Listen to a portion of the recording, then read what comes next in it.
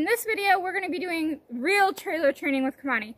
Not that the trailer training in my trailer review video wasn't real, but this is more precise, and if she backs away or paws or anything like that, I'm going to work her. I'm going to real quick just explain.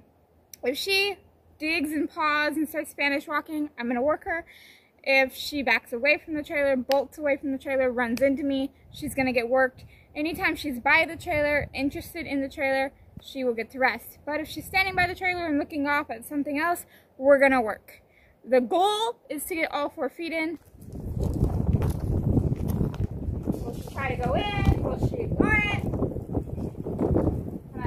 She's licking and chewing. That's great. Cocked her leg. Better than last night. Last night she was really nervous and didn't want to be up here. Perfect start. Licking and chewing still. Alright, I'm going to add some pressure and ask her to go forward. Good job. I'm not going to correct that because she was thinking of stepping up. There's a difference between them striking out and kicking the trailer and thinking about going in. Know your horse to know the difference.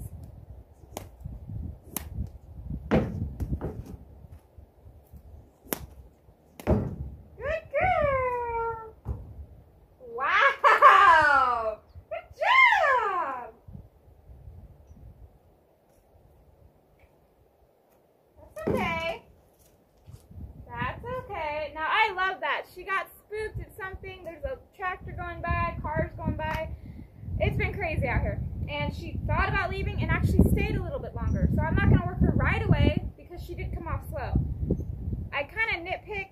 If she comes out fast, we're working right away. If she's going to come out slow and think about it, I'll give her a second and then I'll work her because she is coming out slow and that is what I want. So, spank her butt, get her into a trot here. Change your direction.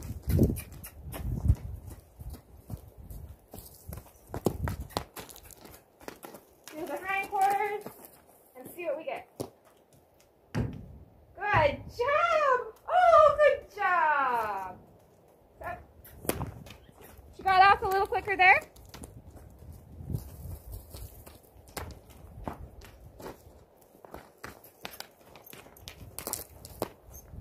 Definitely should move the trailer to somewhere else where I have more room. Build her hindquarters and send her, see what we get.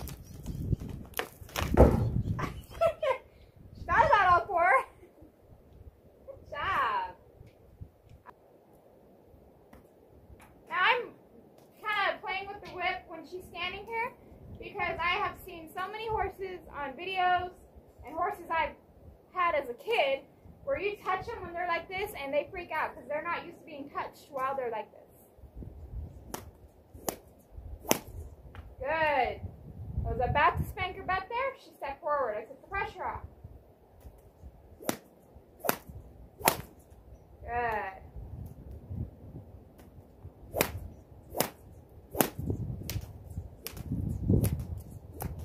There. So I do about 3 swings and then I'll make contact. Kind of waiting for her to either go in or lick and chew. But if she's just going to stand there and freeze, I'm going to increase some pressure. Good. She can either back out or she can lick and chew or go in.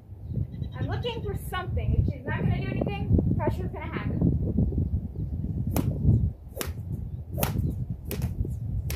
Good. I'm going to back up a little bit because she's got her head turned. If she happens to jump in and turn, she's going to come out on top of me. So I'm just going to back up just a little bit to where there's this wall protecting her. With horses, young, old, you've got to be cautious and kind of know them. There she's licking and chewing.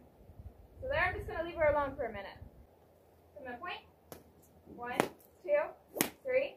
1, 2, 3, 1. There. Good! Now, a lot of people would back her out right now.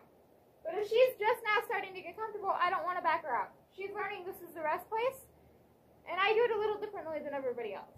I kind of go off what I know about the horse, if that makes sense. How I know how they act. 1, 2, 3. 1, 2, 3. 1, 2, 3. There. She got a little confused because the whip touched the other side of her butt, which is her cue to come to me. That is not her fault. I don't overcorrect her for it. She has that option to leave if she really needs it. I'm not going to try and box her in and force her in and scare her in. I'm just going to use my typical pressure and release. Get up. And she knows what's expected of her. Come to the trailer, see what we get here. 2 feet again, that's good. Some people might say, why don't I get in and lead her in? She hasn't been fully in and hasn't been fully back in that tight space. So if she gets in there and panics and jumps or turns around, I'm in the corner between her and the wall. I need her to get comfortable to where I point and she just goes right in, clear to the back before I ever get in with her. I'm going to apply some pressure. 1, 2, 3. Look how much she just stepped up. That was great. 1, 2, 3. 1, 2, 3. 1, 2. Good. 1, 2, 3. 1, 2. There. 1, 2, 3. Good. She stepped forward with her front. I'm just going to let her stand here for a minute. Okay? I'm going to ask. 1, 2, 3. There. Good job. Woo! Good job. Good job. Now, I'm not going to correct her for that. Because, again, she got all 4 on. And what did she do? Did she panic and run back? No. She kind of kept her cool and just went off a little quickly. I'm going to leave her alone for that. Say, good job. That was the right answer. You backed off. You didn't turn around. And you went slow and calm. Great job. Let's end. So I'm going to start asking a little bit more when she gets to this point. Good.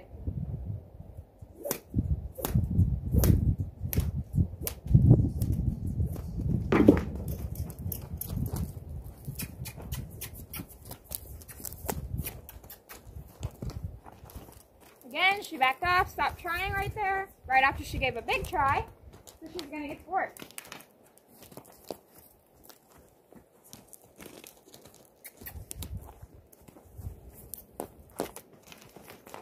There, ask her hip to go out a little bit.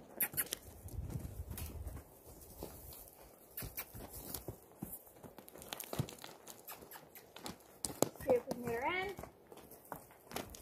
Oh, hesitation there. There.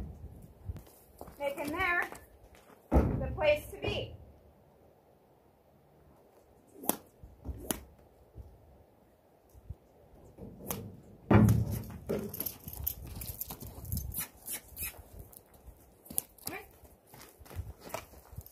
Back up. Nope, back up. Get a little technical in my turns. Make her really work. Apply some pressure. Let's get those back legs in. She says nope. I say go. She says no, I say go.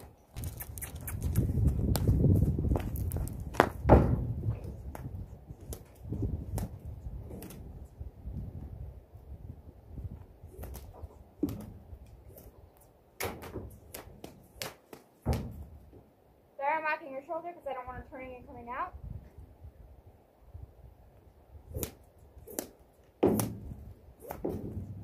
There.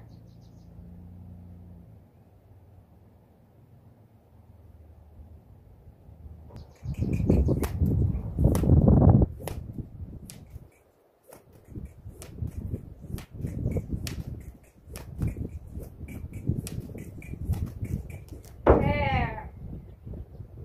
Good.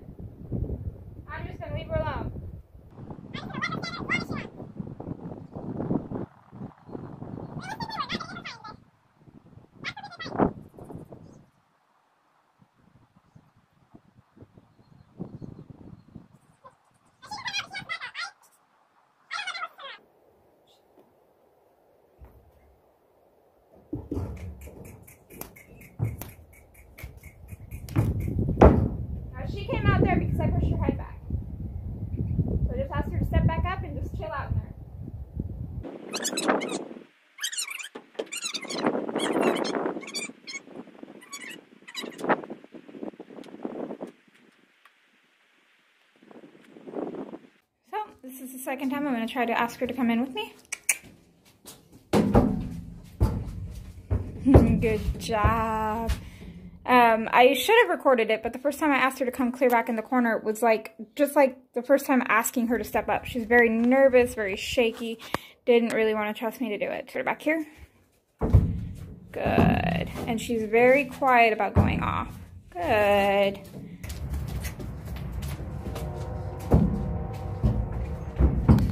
Good girl. Now, can you back? Good job. Ask her to come in a little bit more. There. Now, I've already pushed her in here a few times by herself. Otherwise, I would not be in here doing this. I'm going to kind of jump. Make it rattle. Good. Ask her to look at me, and let's back out. Go nice and slow. Let's back out. Thank you. Now, she'll get straight with time. That's fine. Before I ever tie a horse in the trailer, there is a step that I do. Sorry, my hands are full. I'm trying to do this one-handed. There's a step that I do with them to make sure I'm not going to get kicked when I close the divider and go in and get them. So, I send her in. And I'm going to walk at her hip and just push her forward where she would go if she was going to be locked in. And I'm going to let her stand there for a minute. Sorry, guys. Okay, I'm going to let her stand there. Legs cocked. Now, before I ever just walk up and take her out, like I would if I was untying her, which is something you need to practice. Some horses will kick because they're so tight up against the corner, they get freaked out about you going up there with them. So I'm going to wave my whip, make some noise, rub her all over, make sure she's comfortable. And then I'm going to come in, I'm going to talk to her hip, pet on her, and I'm just going to grab under her lead rope like I was if I was going to unhitch her. I'm going to turn, and I'm going to ask her to back out very slowly and quietly. Good. Sorry for the angle, guys. Good. Very nice. Now, I always do that before I tie them or close the divider, because if you don't practice that and then you go to get them, when you do tie them up, maybe they're in a wreck and they finally calm down and you go to get them, they're going to be panicked. They're not going to be used to you doing that. And it's just like saddle training. You want to do it over and over and over until they're pretty much asleep at it like she is. So yeah, that's where we're going to end this video.